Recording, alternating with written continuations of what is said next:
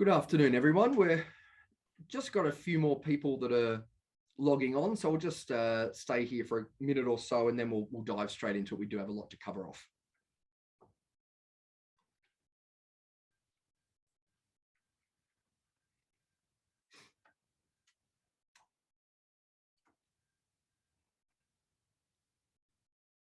So we've got a few more coming in.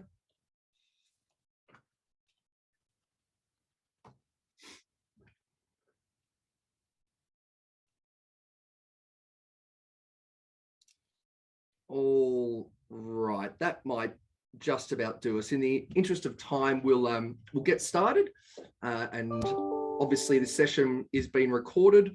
Thank you very much for joining us this afternoon.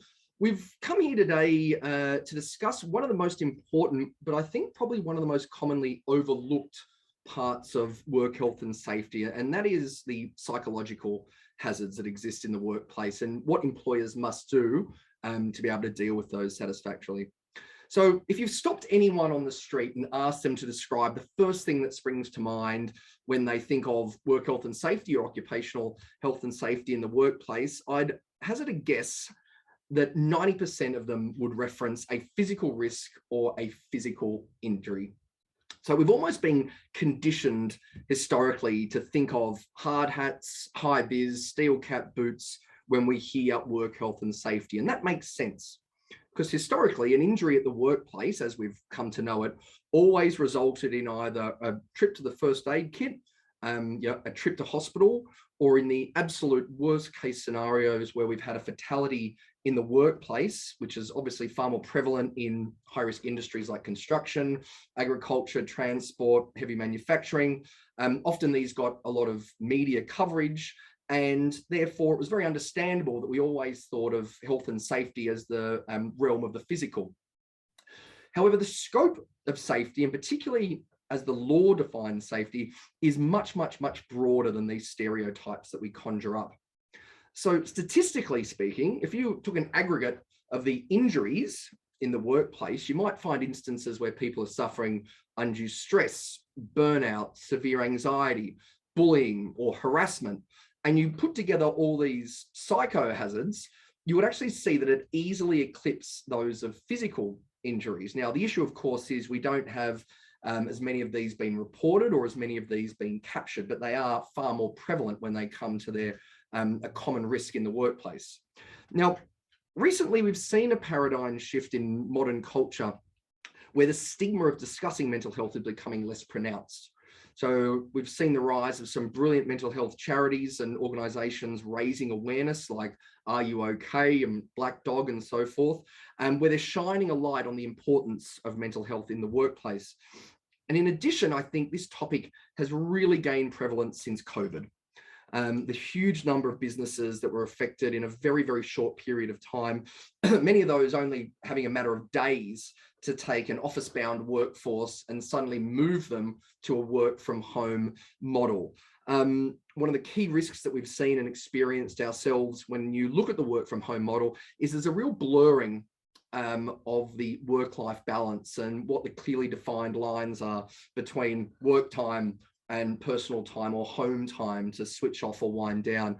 And that invariably comes with the risks of burnout and mental fatigue. So hence we thought this would be an extremely important topic for us to talk to. Now, this is invariably going to throw up a lot of questions. So please, as we go along, do put them in the chat function that you have available to you. We will be saving time at the end for question and answers, and we'll hope to get to them all. Any that we aren't able to cover off in today's session, we will give you a call to discuss those in a bit more detail. But without further ado, let's get into it. So presenting to you today, we have Adrian Turner, who's our head of safety, has been part of the FCB family for almost as long as I have. And I think we're both about to celebrate our 8th year working for FCB. So myself, I'm the head of business development and marketing for FCB Group. So on the next slide, you can see, excuse me, that FCB captures 5 core business units. We have loosely what we call the services brands on the far left of your screen. So FCB Workplace Law is the oldest part of FCB, probably one of the most well-known brands within the group. We have a very specialist employment law firm, 6 law partners, 5 of which are accredited specialists, Sydney, Brisbane, Melbourne practices. Very, very, very well versed in all elements of ER, IR, and safety as well. We also have FCB Smart Visa, which is our immigration law and migration services as well. Moving then over to the right, we have HR Assured, which is our outsourced HR and safety solution. We'll delve into that in a bit more detail in 1 minute. Enable HR, which is our in-house HRIS software. We have some 12,000 businesses in Australia and New Zealand that utilize Enable, and all of the IP and the content within Enable is actually managed by FCB Workplace Law. So from a compliance angle, you're certainly dealing with a very unique HRIS in the market. And finally, we have the newest part of FCB, which is QMS certification services, who look after businesses with all their ISO certification needs, as well as the NDIS. But today, HR Assured's the brand that we're going to be focusing on in regards to how best to service safety. So HR Assured has 2 core offerings. They can be purchased individually or together. On the left is our most well-known HR solution. So what that provides businesses is the end-to-end HRIS software, access 24/7 telephone advisory service. It's unlimited advice. Everyone you're speaking to has a degree in HR or law or both. And as well as an insurance and representation product. But over on the right, which may be a little bit more relevant to today's conversation, is our solution when it comes to helping businesses manage safety. So what we do with businesses, we will come in, we'll do a top to tail audit in regards to their safety framework, looking at how they are set up to deal with both physical and psychological hazards in the workplace. That same telephone advisory service, the WHS module, of the HRA cloud, which is then switched on, and as well then all the policies and procedures that do come with it. So we will be stopping at some points within the webinar to obviously give you the chance to download a function to be able to ask some questions of the telephone advisory service team if this is throwing up things where you need some complimentary advice in the short term. So we'll talk about this in a little bit more detail later on. But without further ado, I might hand over to Adrian to talk us through what we're going to be covering in today's session. Over to you, mate. Thanks very much, Ali. It's great to be with everyone today. And just building on what Ali mentioned, we thought it was another great opportunity to talk to everyone about WHS and in an area that continues to be very topical and relevant to how businesses are being managed at the moment. And that's the management of psychological injuries in the modern workplace. And I say modern workplace with a degree of emphasis because the COVID pandemic has so significantly altered how businesses operate and the environment that workers are working in. And that has naturally added a level of complexity to health and safety issues than the traditional work environment.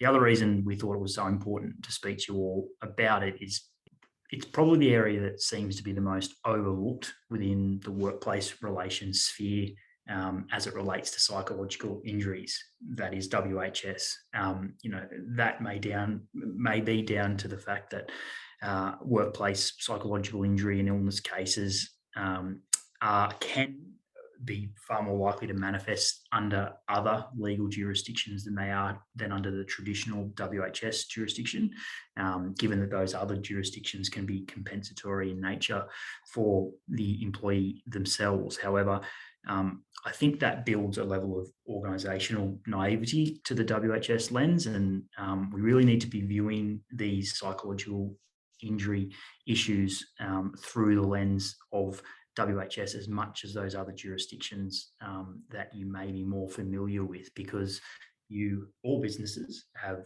statutory duty of care to manage health and safety risk to workers, both physical and psychological. And businesses are held to a significant penalty regime, which we'll go throughout the presentation when something goes wrong. And that's not to mention the other tremendous cost to businesses when health and safety isn't managed appropriately, which we'll try to delve into a little bit as well. And so, of course, naturally, the WHS framework has only become more relevant to how those psychological injuries are managed in the workplace, with the rapid shift to working from home and via the COVID pandemic, and the now what I think is a permanent shift to hybrid work for so many workplaces. So, what we're seeing with the shift to remote work is that for so many employers, the regulatory changes and legal precedent is trying to keep up pace with the changing work environment, with a view to protecting people when they're working at home. And the result is a shifting compliance landscape for all of you employers that makes it even more important that you're all across the new normal and what that means for your workplace health and safety obligations. So with all that in mind, we thought it was really important to take you through a bit of a refresher on WHS and the regulatory framework, so that you can look at those issues through the WHS prism, provide a bit of an overview on what psychological hazards are, how they might manifest in the workplace, have a look at a case that demonstrates the complexity of dealing with these issues, before trying to provide you some practical tips and guidance on how you establish a WHS management system to ensure your business is protecting your people at work, but also discharging its legal obligations and reducing the organisational risk that's attached to not doing so. So if we just move on to the next slide, please.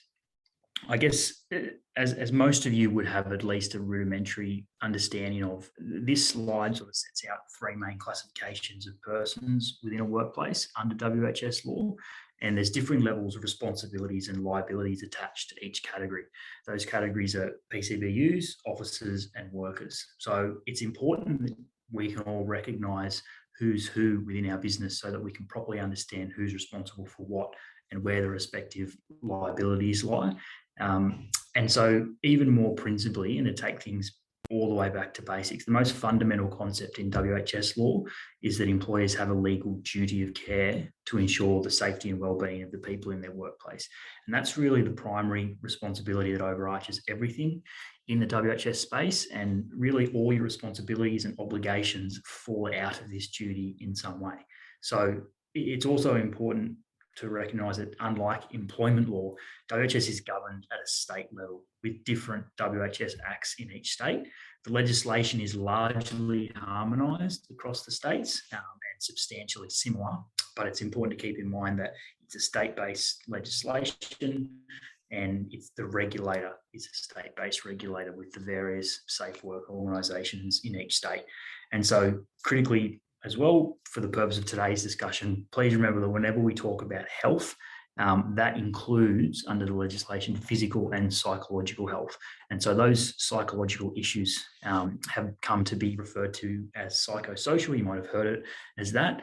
But it's just so important that, like Ali was mentioning before, whenever we're talking about health in the context of the duty of care, we're talking about psychological health. The law applies equally to both spheres.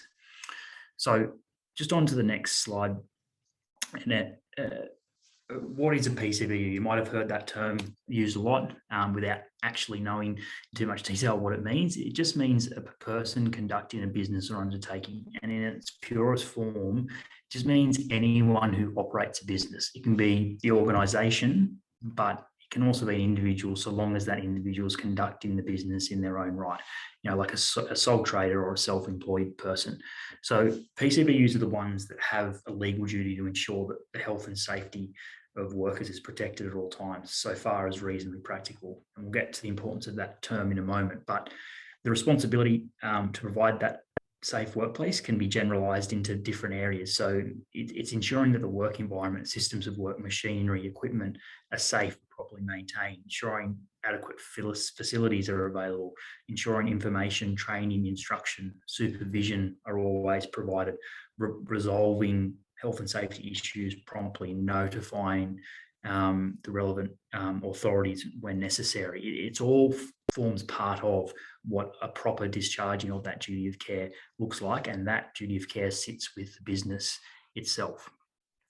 And so moving on to the next slide, Annette, please. So officers the best way to think about officers is that they're the people within roles in organisations who exercise a high level of influence or control over the business's operations. So that could be the business owner themselves, C-level executives, managers, senior employees, senior HR or WHS nominated people within the business. So under the WHS legislation, officers have individualised duties to exercise what we call due diligence to ensure compliance with WHS obligations.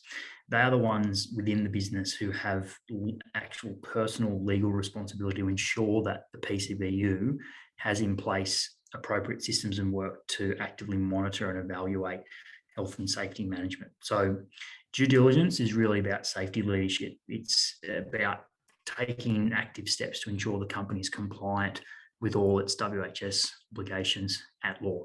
And the reason that it's so important is that when there is a failure of the PCBU to adequately discharge the duty of care, what there will typically be is an investigation as to how the officers exercise their due diligence.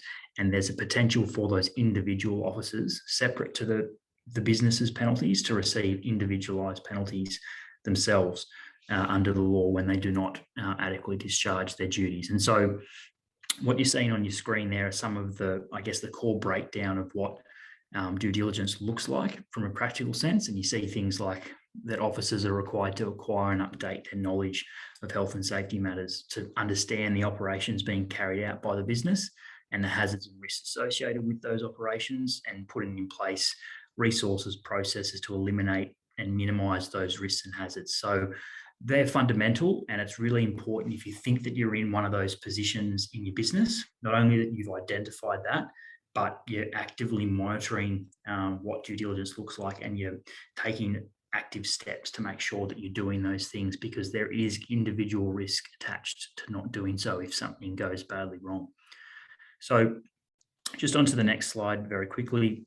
Finally, the most straightforward classification that there is classification of a worker. That's effectively anyone who carries out work in any capacity for a PCBU. So that's employees, volunteers, contractors, labour hire workers, and they have duties under the Act as well. So the principal duties of workers include to take reasonable care for their health and safety, take reasonable care for the health and safety of others, comply with reasonable instructions, policies, procedures that are given to them by their employer in the workplace, and they can be held liable as well in situations for serious breaches and gross negligence in failing to comply with those duties. So just pausing there for a moment, Ali, did you want to take us through what the offer is that we can provide to our prospects today? Thanks, mate. Yeah. So look, some of the content we've just covered will be familiar to some of us on the webinar today. A lot of that might have come straight out of left field, but as Adrian alluded to, safety is a state-based jurisdiction. It's criminal jurisdiction. Not only do all of us as employers want to ensure our teams get home to their families safe at the end of a working day, but we do also then have the personal and the professional risks to the business of getting it wrong. So if you've got any questions at all, if it's thrown up anything you're unsure of, anything you might want to clarify, or if you have a current risk or concern that you might want a professional to provide some advice on, please get out your phones, scan the QR code, and we do have an offer to trial the 24/7 telephone advisory service on a complimentary basis. There's absolutely no obligation following up from it, but do try it and get some advice as it may pertain to safety within your business or any other HR or employment related query that you might currently have. We'll be touching on another value-added service a bit later on in the presentation, but we did want to take this time just to pause for a moment to give everyone the opportunity to take that up. Thanks, Adrian. No problem. So reasonably practicable. You're going to hear it a lot because within the WHS sphere, because it is the standard by which certain actions and the extent to which you need to discharge your duty of care is held to. And it's critical that for those of you that are in charge of running businesses, that you understand it, because as I mentioned, it's the standard for how far you have to go as a business and as individuals to ensure that you're discharging your WHS obligation. So unfortunately, it's one of those phrases that lawyers love to stick in legislation so that when something occurs and it's time to decide what happened and the liability, only they can decipher it. So you're never actually going to know what it means until something happens. But essentially, it means doing what you are reasonably able to do to ensure the health and safety of workers in the workplace. So essentially, PCBUs need to try to eliminate, so far as reasonably practicable, any health and safety risks in the workplace. But if the risk can't be eliminated, then they need to reduce the risk so far as reasonably practicable. And when deciding what reasonably practicable looks like in any instance, things that would be taken into account are things like the likelihood of the hazard or risk, that particular hazard or risk occurring, the degree of harm that or possible consequences that flow from that hazard or risk were it to manifest, the state of knowledge in the business about the risk, the availability and suitability of eliminating or minimizing it. It's just really a term that you need to understand to know, well, what is this hazard and risk that I'm looking at the moment? How much harm could it do? And allowing that to dictate how far you need to go in order to remove it. Obviously, different risks that pose serious threat to people within the workplace. The standard is much higher in what you have to do to ensure that that doesn't pose a threat to your people than something that is very, very low risk, albeit that it could cause harm. What you need to do in order to mitigate that risk is different than what you would need to do to mitigate something that could, potentially result in death or serious injury to an individual at work. So just moving on to the next slide, please, Annette. So again, like Ali mentioned, I think it really brings a sharp focus to the importance of not overlooking the WHS framework, is looking at the penalty regime that's in place.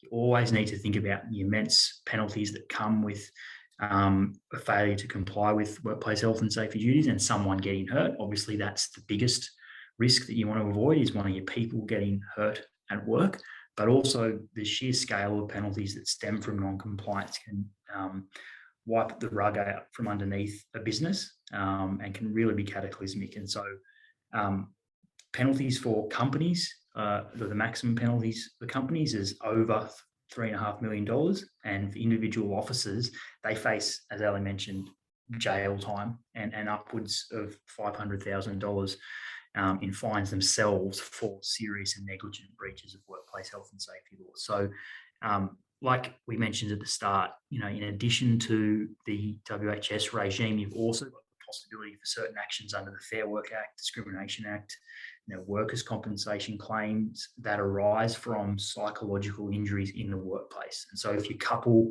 all of that with internal consequences like unplanned absences, employee attrition, withdrawal, absenteeism, poor work quality, the combined effect is there's just so many ways in which a failure to manage this properly and have regard to it can harm your business. So it's just so important to always have that in the back of your mind and let that dictate how you go about managing it. So moving on to the next slide, please, Annette. So what exactly are we talking about when we're talking about psychological hazards? So they're essentially aspects of work and situations, if you like, that may cause a stress response in which can then turn into psychological or, in fact, some cases, physical harm. So they stem from things like the way that tasks or jobs are designed, organised, managed, supervised, the tasks and jobs where there are inherent psychological hazards and risks, the equipment, working environment or requirements to undertake duties in physically hazardous environments, or social factors at work, workplace relationships and social interactions. And so you look at that slide, what you're probably noticing is that it's a little bit difficult to understand in that. Is there any situation that isn't a potential psychological hazard?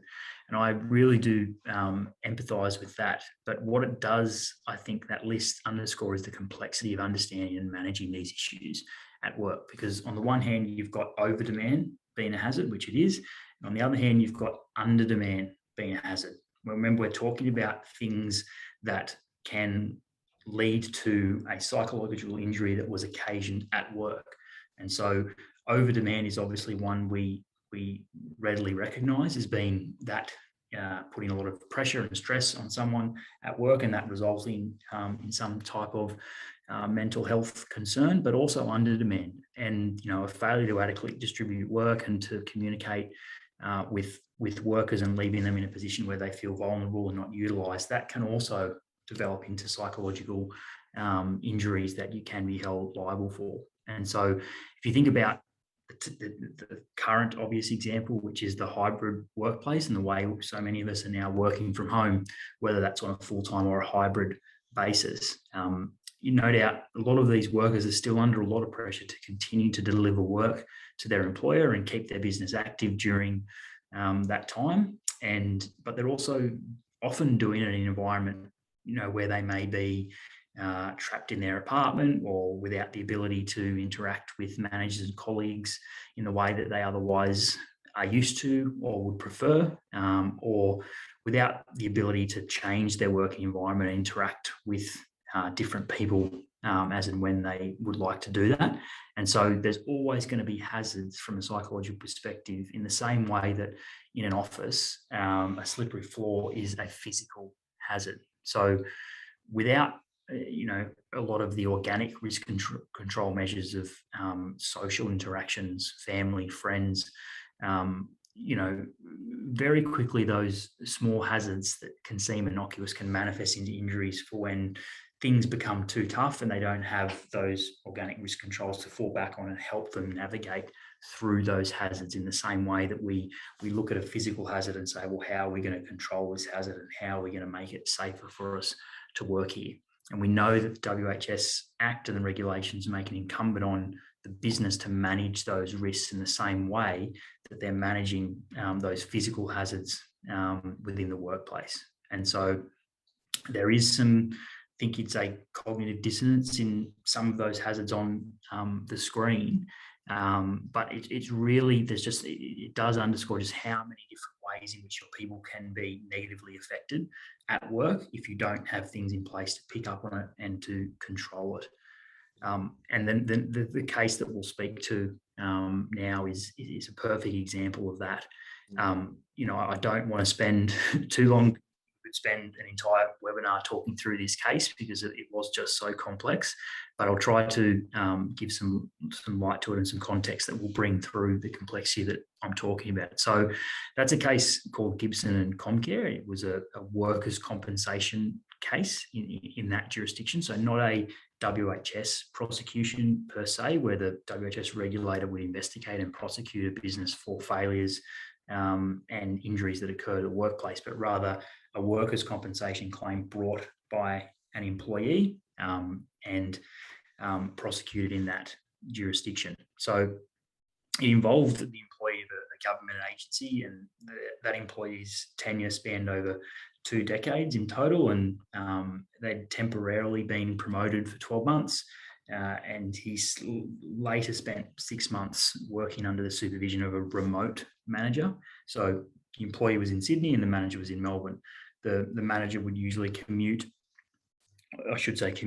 with the Sydney team via phone calls and emails, and occasionally video conference rather than direct communications in the same location.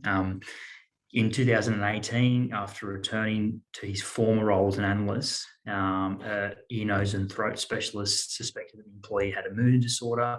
After investigating those suspicions, a psychiatrist diagnosed the employee with a severe major depression, anxiety and panic attacks. So the psychologist was concerned that the employee had a suicidal ideation, so he prescribed medication to the employee which improved the severity of his depression. And now this is where it all gets a little bit complicated. The employee claims that his psychological injury pertained to an earlier period in 2016 and 2017 in which he was temporarily placed on higher duties while working under that remote supervision of his manager that I mentioned before. But it's only retrospectively that he realised he was suffering at the time, is what he maintained. And so put in a workers' compensation claim in against Comcare for the first 6 months of 2017, and the insurer denied financial liability, claiming that the psychological injury that was diagnosed in 2018 didn't in fact occur in 2017 and was not also work related or work induced. And so the tribunal in this case had to determine whether the psychological injury occurred due to personal or work related matters. So if the timing of the psychological injury occurred when the employee claimed it did, and if the employee had given reasonable workload and adequate support from his remote manager. So a lot of those risks and situations that I was mentioning before that are playing out in practical terms in this case. And so the tribunal ended up in siding with the employee on all fronts. So although the magistrate presiding over the case was slightly hesitant, noting that the remote working nature of the relationship made things quite complicated, that wasn't enough to absolve the manager of responsibility to ensure the employee's psychological safety. In other words, was the environment and the things that that business was doing to manage that employee adding to his psychological load, and that caused that injury that eventually manifested. So although the employee wasn't aware of his condition back in 2017, the magistrate was satisfied that there was enough evidence to show that the employee had been overworked. And there was a range of things that was discussed that showed that in the opinion of the tribunal, he was being overworked. And so that case really underscores how the design of a job, the work environment, created those psychological hazards, and the business did not, or was found to not do everything reasonably practical to identify and control the risks stemming from those hazards. So trying to put that into a bit of perspective in practical terms, if you just want to go to the next slide, Annette. So while that wasn't a WHS prosecution per se, it demonstrates where the law is in terms of an employer's responsibility to ensure the health and safety of employees in work from home arrangements. So you absolutely must have, and this is to mitigate risks in WHS, in workers' compensation, like the jurisdiction is that we just spoke about. You just must have a planned system for how safe work is going to be performed for when employees are working both in the office and at home. There's really no distinction in how the law is going to view psychological injuries between the main place of business and the home office or in any environment. And so what you must have in order to evidence to the authorities when they ask you to demonstrate why you shouldn't be held liable is a robust and detailed management system, so that there's an evidenced infrastructure in place to discharge your statutory duties. That is, you can show the authorities that you had things in place to control those hazards and to make sure that they didn't happen so far as reasonably practicable. And that's why it's just so important to have something that's coordinated, written, planned, and that's been maintained, that in the event that something unfortunate does happen to one of your employees, you're not held liable because you did everything reasonably practicable in the eyes of the law to have prevented it. And I think that is, something that is more aligned with traditional blue collar or systems of managing risk in the workplace. That's something that we've been grappling with for some time in Australia with WHS obligations. And construction work, for instance, requires and mandates detailed systems and plans for safe work because the work is so hazardous, and you must be able to demonstrate that that is something you're taking seriously and that you are mitigating as far as you can. But typical safety standards and codes of behaviour that are set out in detail at a work site or a large office can often become afterthoughts in a work from home environment, where we can have a tendency to think that our employees at home are out of sight or out of mind or comfortable in their own environment, that some of those hazards we've spoken about may not exist. But we also know, or we should know, that the law doesn't distinguish between a physical work site or home office. And so those hazards remain hazards. They need to be managed in the same way that classic example of the slippery floor needs to be managed to avoid someone falling over and getting injured. And so, practically speaking, what does that look like?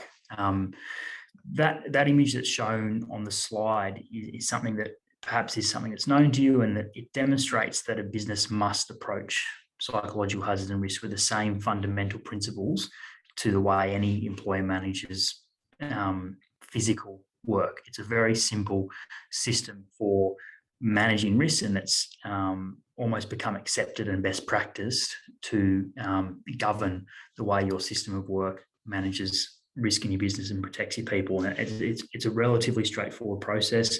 It's identify the hazards, so understand what the things are in your business that could cause harm, assess the risks that come out of it, come out of those hazards, the likelihood of those things happening, control the risks. So you need to implement the most effective control measures that are reasonably practicable in the circumstances, and ensure that they remain effective over time, and then consistently review hazards and control measures to ensure that they're working as planned. So having a detailed risk assessment system means that in the event of an injury or illness, the business did everything in its power to reduce the risk of it occurring, and therefore discharge its obligations under the Act.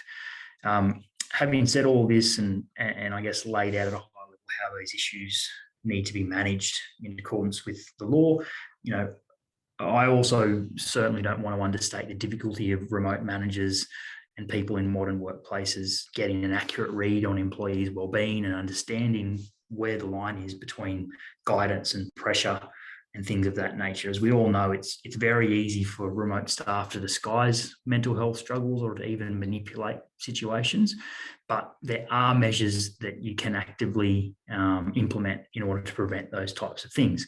But it's just so important that if something is to occur, that you can demonstrate you had things in place to manage those hazards and risks, so that you're in a defensible position in the event that something happens. Okay, so just moving on to that next slide. So before I touch on the specific hazards and risk control measures that I think you can look at putting in place to manage the types of risks that I was speaking about before, I wanted to touch on the importance of, I guess, an overarching safety culture in your business. As we all know, workplace culture is now a ubiquitous and almost, I think, overused term in our sphere, but when it comes to managing WHS duties, it's just fundamental to create a positive safety culture in your business that kind of overarches everything that you do. You need to create a positive system that is preventative rather than simply responding to issues and chasing your tail. As an employer, it's your responsibility to set the behaviour standards that provide a safe workplace for all your workplace. So your culture sets the standard for how you prioritise the well-being of workers and how you will respond to issues to keep them safe and healthy. Your culture and standards of behaviour need to be lived by management and demonstrable to your employees. It kind of needs to be seen and evidenced. And so if you can embed a priority on worker well-being and safety in your business, then the more specific measures that I'll talk to in a second become so much easier to implement and be adopted by your workforce, because your workers feel safe and they feel the importance that you've placed on safety through your culture and certain actions from the top down. So they understand that it's just an absolute priority for the business, and it's so much easier to put in place these various things, which can feel like big changes to your business when everyone is just absolutely aware of how important safety is in a particular business. It's the starting point, in my view, for everything with safety. And it's just so critical that everyone understands the importance of it, because it just allows you to do all these practical measures so much that I'm about to talk through so much easier. So just on to the next slide, Annette. So if discharging your duties and reducing your risk is about creating the system or the framework for managing these issues, what are the types of things or elements of a system that you should be thinking about that underpin a system like that? And so the first one, I think, is you have to create a safe physical and online work environment. So no matter the workplace, it has to be secure. Things like good natural surveillance, security, and be well lit, things like that make people feel safe in the actual work environment is fundamental. Measures need to be put in place to monitor employee health and well-being, like check-ins, surveys, and to ensure employees are aware of support programs like employee assistance programs and well-being services that make them feel comfortable and safe at work, and that the employer has their well-being at heart. It's a foundational piece in compliance, in my opinion. So the next one is obviously creating safe systems of work and procedures. So, we've discussed the importance of your system a lot, and what we mean by it is how you go about your operations. Is safety and the protection of wellbeing embedded in how you go about the operational requirements of your business? Do you have current and up-to-date risk register in place where all your hazards and risks are recorded and managed through? Things like regularly checking in with workers, particularly with those that are working remotely, and discussing workplace policies and expected standards of behaviour with them becoming important. For harassment hazards, for instance, it is a functional system in place for addressing power imbalance and reporting structures where one gender holds most of the decision-making positions. Is there a system in place for reviewing worker tasks and prioritising resourcing? Is there an escalation policy that workers understand and have access to for serious incidents? So all of those elements that need to be embedded in how your business does what it does are really important to being able to promote health and safety in your business. The other one that's fundamental, implementing best practice policies and procedures. It's so important that your policies and procedures are equipping your employees with the information and tools needed to protect psychological safety to the extent that you reasonably can. So appropriate workplace policies help determine if employees have been provided with clear and reasonable directions about the performance of work, whether that be in the office or from home, start and finish times, attendance to training in workplace health and safety policies and procedures, taking breaks, and socializing with the rest of the workplace, and what are the standards that govern that. So well-drafted policies and procedures will help you set out how the business will prevent and respond to various psychological issues at work. For example, a mental health policy is something that we assist a lot of clients with within the current environment, as that sets out how the business wants to promote mental health and well-being in its workplace and how it responds to issues. Regular training and information is also critical as part of your system. You've got your policies and procedures in place, but workers, and particularly managers, need to be trained and understand how they are to work under them and what's expected for them in order to promote that safe working environment. Addressing unsafe behaviour and hazards early. So part of that proactive culture I mentioned earlier is addressing hazards and unsafe issues as early as possible. When we're seeing the warning signs of burnout, stress and overload, it's crucial that measures are put in place to control those risks and to take action early, so that, again, people are feeling how that business prioritises their health and safety when they're at work. Encouraging a culture of reporting hazards and unsafe work, very similar to my last point, in that it's really important that workers are provided with a range of accessible and user-friendly ways to report hazards and incidents and risks. So informally, formally, anonymously or confidentially, the business needs to have something in place so that workers are being encouraged to report any unsafe work, so that you can get on top of it and do everything within your power to avoid it happening and or to control it if it does. The other one is regular and documented consultation with workers. Consultation with workers is it's a prescribed requirement under the WHS law, in that you are required to consult with workers in relation to health and safety matters and take on their feedback and build that into, the controls and procedures you have in place for safe work. But even more fundamentally, consultation with workers will help you identify what the hazards and risks are that lead to psychological issues and give you ideas about how to control them. So it's so important to take into account the views of your workers when making decisions about health and safety matters.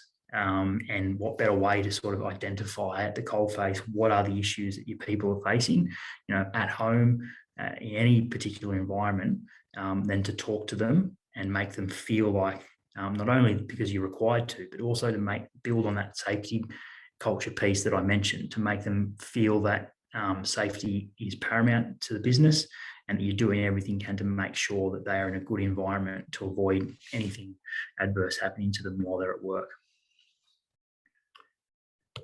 So that's pretty much it from my perspective on the technical aspects to the presentation, Ali. Thanks, Adrian. There's certainly a lot to take in based off the amount of content we've covered. So look, before we go on and before any of us might need to duck off, I am conscious of the time. We do have a special offer today for everyone that's on the webinar. As you've seen, there is so much to take in the realm of work health and safety, and a lot of us just don't know what we don't know.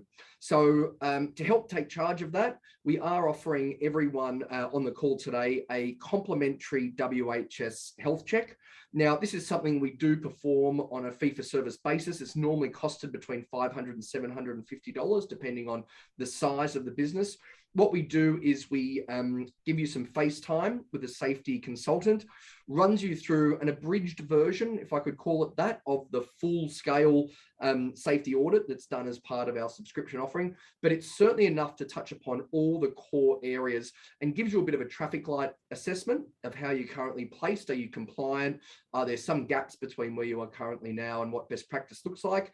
Or are there recommended improvements or any glaring omissions that we need to jump on? It's a really, really good document to be able to look to. It's a comprehensive report that's provided, and some recommendations do actually accompany that. So something very easy, straightforward to get a bit of a pulse check on how safety is currently being managed in your business, and are there opportunities to do safety better, or are there some real issues that you need to jump on very, very quickly in order to be compliant? So we just want to make sure that that offer's been made available to you. So if you've missed the QR code, do give us a buzz and be able to book that up for you. But look, we have touched upon a tremendous amount of content. There's obviously a tremendous amount to take in. I imagine for a lot of you, there's some areas that perhaps we wouldn't have thought that would sit quite nicely within the realm of safety. Some of those areas like bullying and harassment, sexual harassment, often some of the ones that creep up as saying, no, that's very much something that's dealt with under the Fair Work Act or by my HR manager. It's not really the concern of the work health and safety side. And yet there's a lot of blurred lines and a need, I guess, for businesses to be aware of the risks that they're facing and what they need to do to get on top of them. So if you are interested in a work health and safety end-to-end management solution to help you take charge of it, or if you've got something you want us to have a look at it and I guess take it to the next level, please do get in contact with myself or someone at the HR Assured team. We'd be very happy to take you through all the different parts of the work health and safety solution that we do offer to businesses. Now, we do have some questions. There's been a lot of questions that have been raised. So thank you everyone for putting those forward. As I did mention, we probably won't have time to cover off all of them, but we'll try to get to some of the ones have been repeated a few times here. So we'll jump to those, and any that we don't get to cover, we'll be able to give you a call at the end of it and actually have a conversation regarding the question. So the first one, which sounds like a bit of a Dorothy Dix question, considering we were just talking about complimentary health checks. How can I measure the level of WHS compliance in my business? Adrian.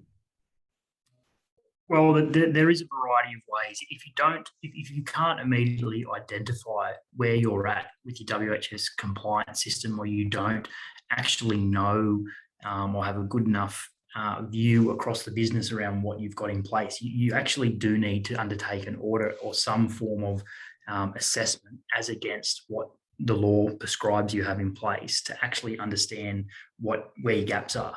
And so you're right about that question, Ali. It's specifically the health check has been designed for that purpose, and it's to not an audit is quite a burdensome task. It takes us some time, for instance, to undertake our audits for businesses upon sign up. And so what we'd like to do is to provide you almost an abridged version of that, so you can get a top line overview of where you're at with your WHS compliance, where are your key gaps, so that you can all of those issues that we spoke about earlier on in the presentation. There's different ways to do it, but if the question has come from a place where you don't actually know what that is, then I suggest having someone or a third party assess what that is for you and give you a really basic overview of it that can dictate how you make decisions around it moving forward. I think it's a really good idea. Otherwise, you're leaving yourself a little bit exposed if there's to be injury in your workplace. Thanks, mate. The next one we've got here in regards to combating or managing psychological hazards, is it essential to have an EPA? Now, I assume someone might mean, is it essential to have an EAP or an employee assistance program? They're quite often phone-based. Obviously, something that's, offers counselling services or in some instances psychologist services to help employees, and quite often it's extended to members of their immediate family when they are dealing with mental health issues. So Adrian, I guess the question is it essential to have one in order to fulfill your obligations as a safety conscious employer? The short answer is no, but it's a bit of yes and no, if I'm being completely honest. There's nothing in the legislation that requires you to have an employee assistance program in place. So there's nothing mandated or regulated saying each employer needs to have that.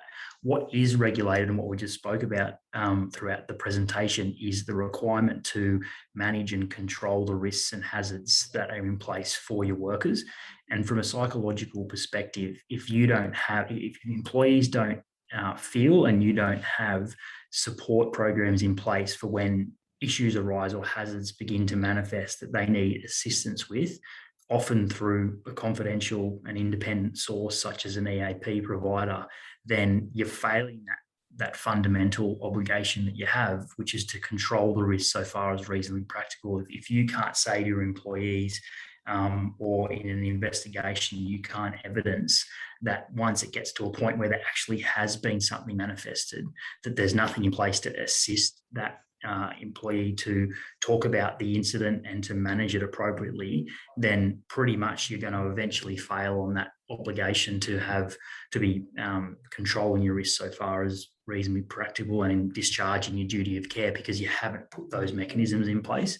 And so no, it's not a mandated obligation to have something like that in place, but it's become almost ubiquitous and fundamental to have it because it's such a appropriate way to help manage your risks around mental health, is to have something like that in place for your employees. I will also say on that it's not that's not a tick and flick thing that you can do where you can put something like that in place and think that that's your control mechanism or that's doing enough.